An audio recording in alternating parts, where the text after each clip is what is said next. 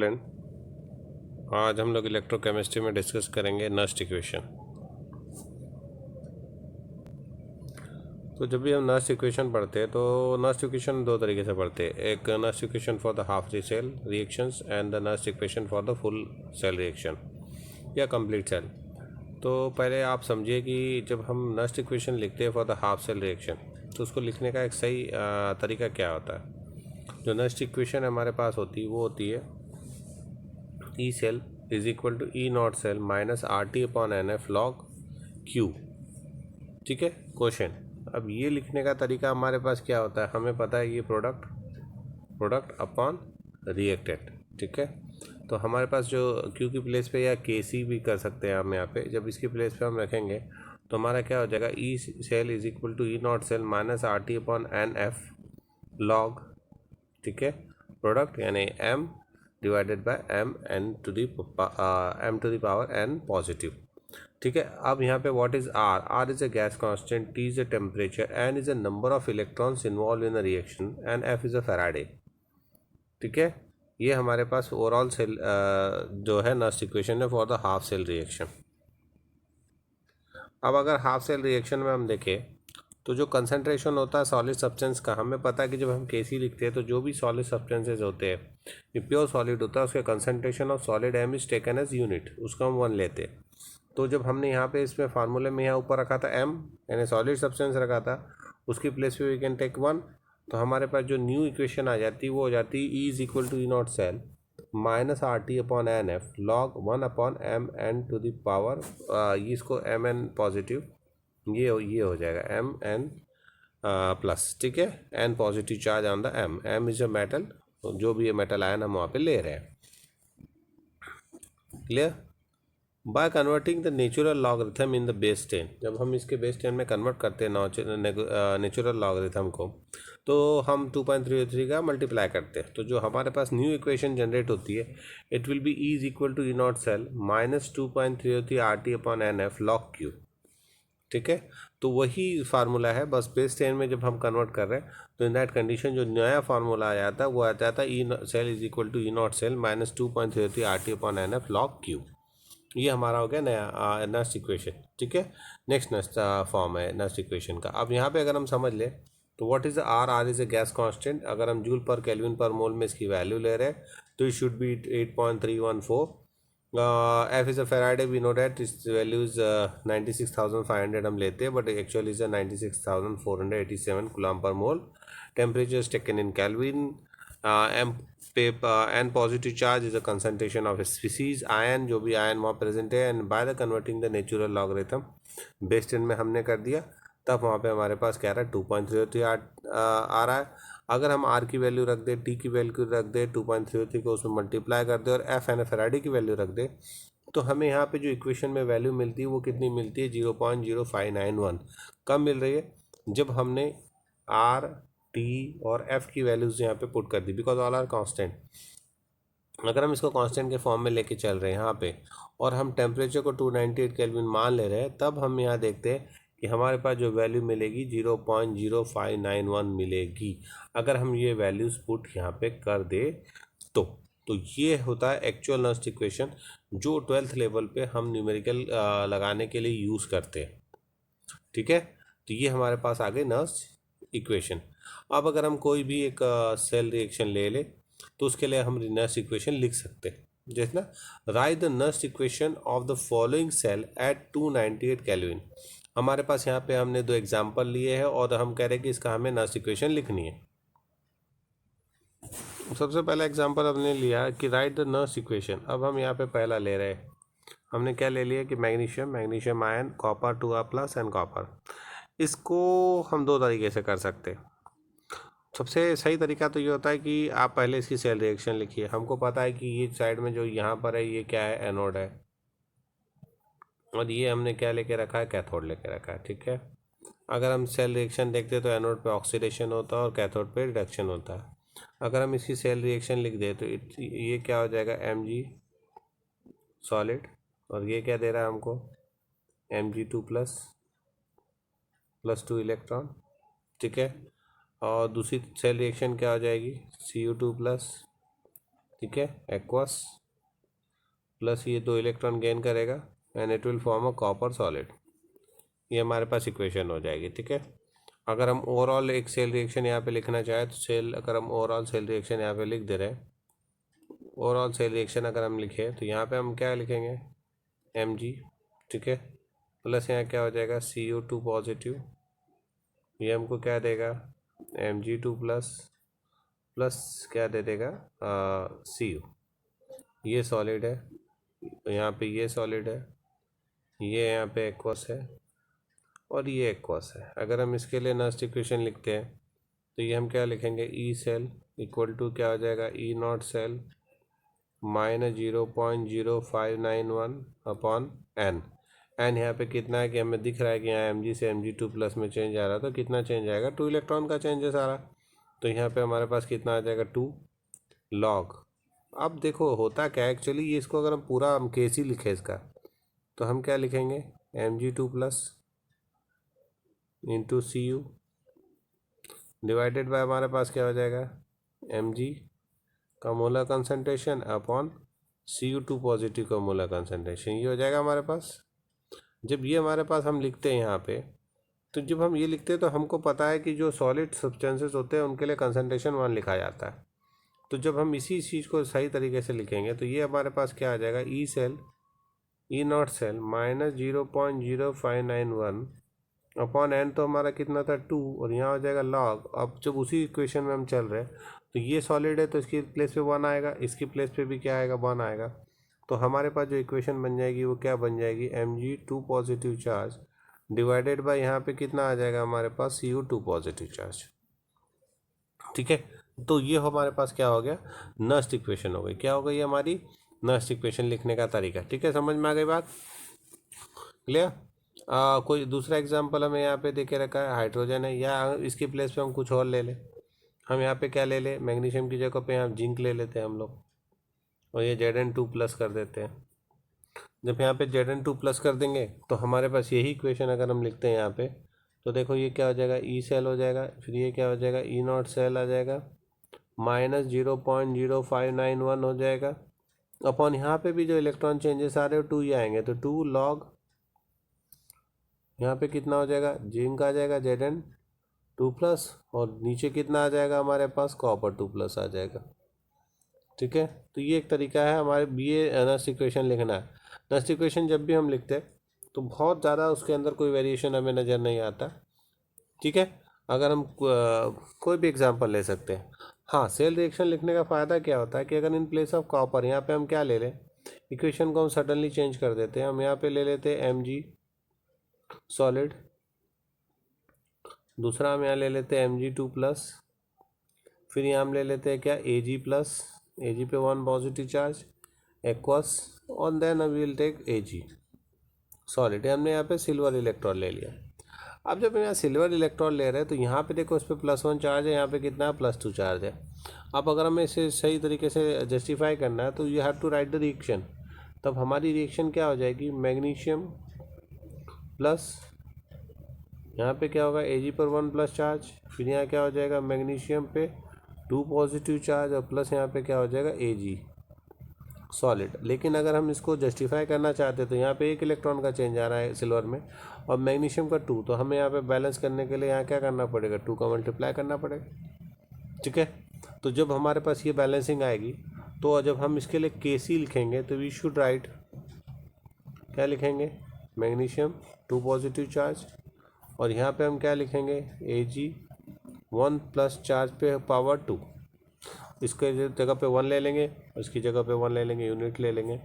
तो अब इस वैल्यू को हम पुट करेंगे कहाँ पे, नस्ट इक्वेशन के अंदर। अब यहाँ पे देखो बैलेंस करने पे हमें दिख रहा है कि जो पावर है वो 2 आ रही, किसके अंदर, सिल्वर आयन की। क्यों आ रही, क्योंकि हम वहाँ पे इलेक्ट्रॉन को बैलेंस करने के लिए इक्वेशन बैलेंस कर रहे हैं।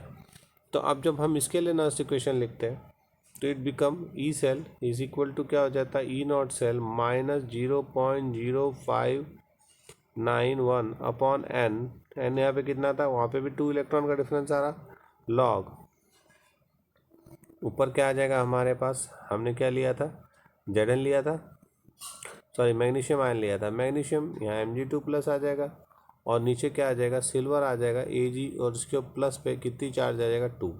तो जब भी ये बहुत मस्त है कि यहाँ कॉफिशिएंट का आप बिल्कुल ध्यान रखिए, क्योंकि अगर हमने कॉफिशिएंट मिस कर दिया तो हमारा पूरा न्यूमेरिकल क्या होता है, गलत हो जाता है। तो हमारे लिए बहुत ज़रूरी है कि we have to write the correct Nernst equation. ठीक है, क्या करना है आपको, एकदम परफेक्ट इनर्स्ट इक्वेशन आनी चाहिए आपको लिखना। नेक्स्ट हमने यहाँ पे एक एग्जांपल ले लेते हैं, जैसे कि मैग्नीशियम सॉलिड, कॉपर के लिए हमने लिया था, सॉरी यहाँ पे एक छोटा सा अंतर, यहाँ मैग्नीशियम हटाइए, इसकी जगह पे हम क्या लेंगे Zn, और यहाँ क्या हो जाएगा Zn2+। तो अब देखो इसको लिखने का वही तरीका है, E naught cell minus 0.0591 upon n log Zn2+। क्यों, क्योंकि ये Zn2+ डिवाइडेड बाय क्या हो जाएगा Cu2+। अब यहाँ पे इसके मोलर कंसंट्रेशन की वैल्यू पुट कर दो ये वाली। ठीक है, एन की प्लेस पे कितना आ जाएगा, देख के समझ में आ रहा होगा कितने इलेक्ट्रॉन का डिफरेंस आ रहा है। मैग्नीशियम से Mg2+ बन रहा है तो 2 इलेक्ट्रॉन का डिफरेंस आ रहा है, कॉपर टू आयन से कॉपर बन रहा है तो 2 इलेक्ट्रॉन का डिफरेंस आ रहा है। तो आप यहाँ पे 2 इलेक्ट्रॉन का डिफरेंसेस आ रहा, तो in place of n you can take 2। ठीक है, जिंक की और कॉपर की वैल्यू आप पुट कर सकते हो, जब आप यहाँ पे जिंक और कॉपर की वैल्यू को पुट करेंगे तो we can get the result. Clear. अब यहाँ पे देखो दूसरी नर्स इक्वेशन है हमारे पास, हमने वो जो दूसरा एग्जांपल लेके रखा था कि Fe2 positive charge, H+ ion, H2 and the platinum electron. यहाँ पे जो सेल रिएक्शन हो रही है वो किसके बीच में हो रही है, आयरन पे 2 पॉजिटिव चार्ज, हाइड्रोजन आयन और हाइड्रोजन गैस के बीच। ठीक है, इसको भी अगर हम इक्वेशन वाइज लिख दें तो ये क्या हो जाएगा, Fe+2H पॉजिटिव, ये हमको देगा क्या देगा हमको, ये Fe2+ H2 गैस। ठीक है, ये दे देगा H2 गैस। तो अब यहाँ पे जब हम लिखेंगे तो हमारे पास देखो हाइड्रोजन आयन है, इसकी पावर कितनी हो जाएगी, 2 हो जाएगी। यहाँ पे कि दूसरा क्या है, Fe2+ है, तो ऊपर हमारा क्या आ जाएगा, Fe2+ आ गया। ठीक है, नीचे H+ आयन आया और उस पर कितनी चार्ज आएगा, 2 चार्ज आएगा।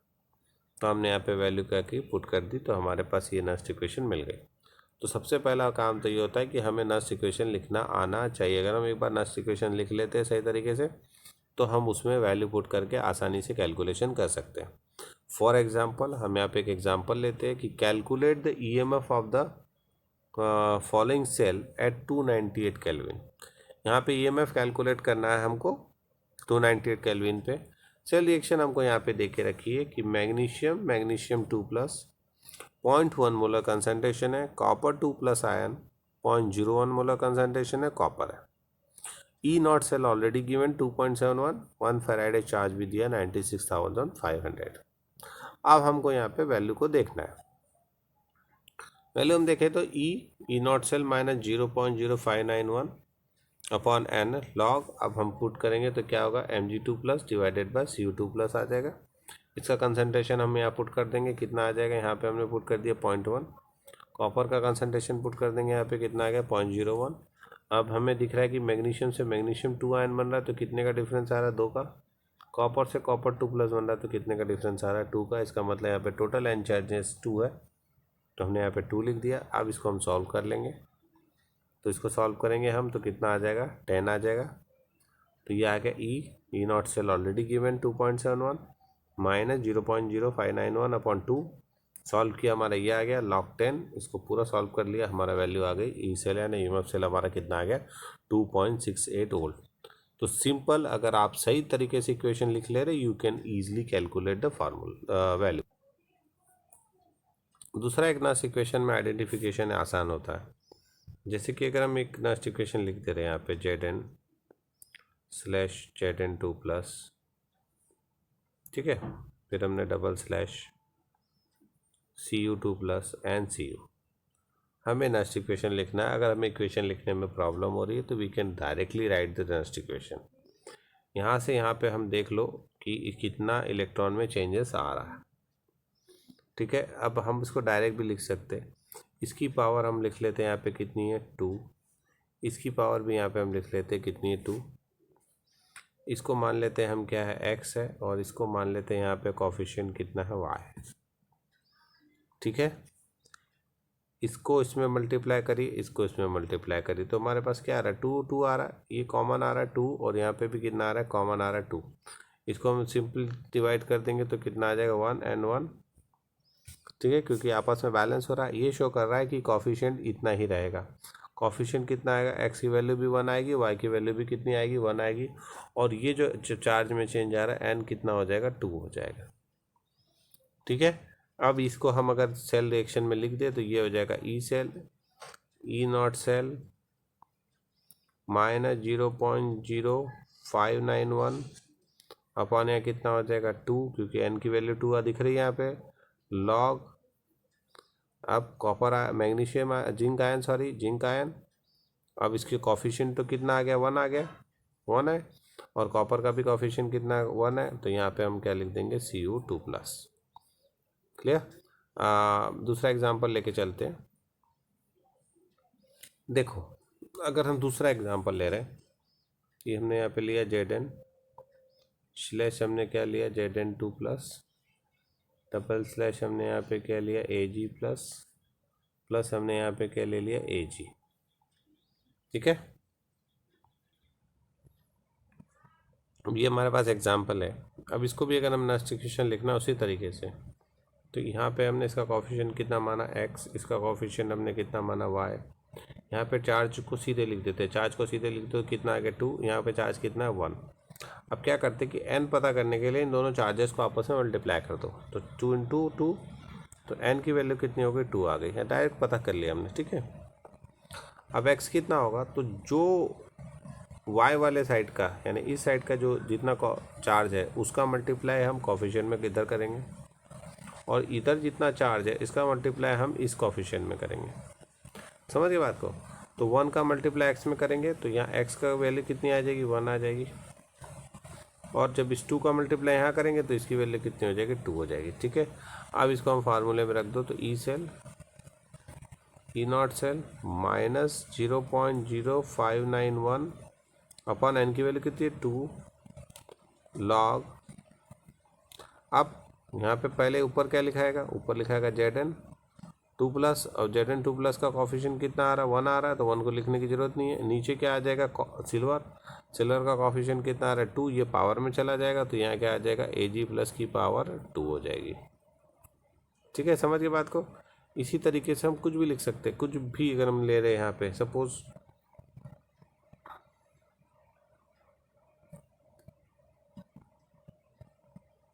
सपोज को हम आयरन ले लेते हैं, ठीक है। हम आयरन लेते हैं, रुको, हमने यहाँ पे ले लिया Fe,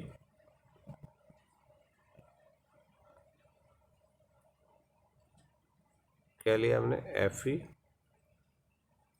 Fe किस में बदल रहा है, फेरिक आयन में बदल रहा है, Fe3+, यहाँ हमने ले लिया Sn2+ और Sn,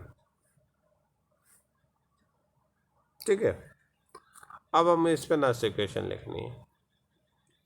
अब हमें यहाँ पे पता करना है कॉफिशिएंट क्या होगा, पावर में क्या जाएगा, और नंबर ऑफ इलेक्ट्रॉन कितना। तो हमने फिर वही कहा कि यहाँ पे हम इसको मान लेते हैं x, इसको मान लेते हैं कॉफिशिएंट को y, ये चार्ज को हम एज इट इज़ यहाँ पे लिखते तो कितना हो जाएगा 3, इस चार्ज को हम यहाँ पे एज इट इज़ लिखते तो कितना हो जाएगा 2, ठीक है। अब हमने क्या n पता करने के लिए हमने क्या कहा, इसका मल्टीप्लाई आपस में कर दो चार्ज का, तो 3 × 2 = 6, तो n की वैल्यू यहाँ पे कितनी आ गई, 6 आ गई, ठीक है।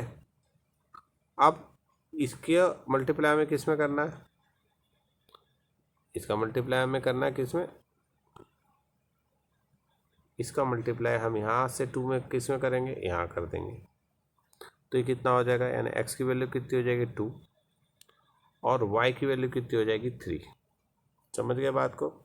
तो यानी 3 का कॉफिशिएंट कितना होगा, 3 होगा, और आयरन के लिए कॉफिशिएंट कितना हो जाएगा, 2 हो जाएगा। तो जब हम इसका नेक्स्ट इक्वेशन लिखेंगे, तो नेक्स्ट इक्वेशन हम लिखते समय याद रखना है n की वैल्यू कितनी आ गई 6, ठीक है। अब ई सेल हमने लिखा, फिर यहाँ क्या आ जाएगा हमारे पास, ई नॉट सेल, है ना, माइनस 0.0591 अपॉन कितना हो जाएगा, 6 हो जाएगा, क्योंकि n की वैल्यू कितनी है, 6 है। फिर यहाँ क्या आ जाएगा, लॉग, ऊपर हम क्या लिखेंगे, आयरन, तो Fe3+, की पावर कितनी चली जाएगी, ये पावर हो जाएगी Fe3 प्लस की 2, और टी Sn की पावर Sn2 प्लस की पावर कितनी हो जाएगी, इसकी पावर हो जाएगी 3। ठीक है, तो ये हमारा इक्वेशन बन गया। अगर हम इसको चाहते हैं तो हम इसको डायरेक्टली लिख के भी देख सकते हैं। तो और इक्वेशन वाइज अगर हम इसको बैलेंस करें तो it become Fe3 plus double slash Sn2 plus and the Sn। This is the equation for, हमारे पास इक्वेशन है।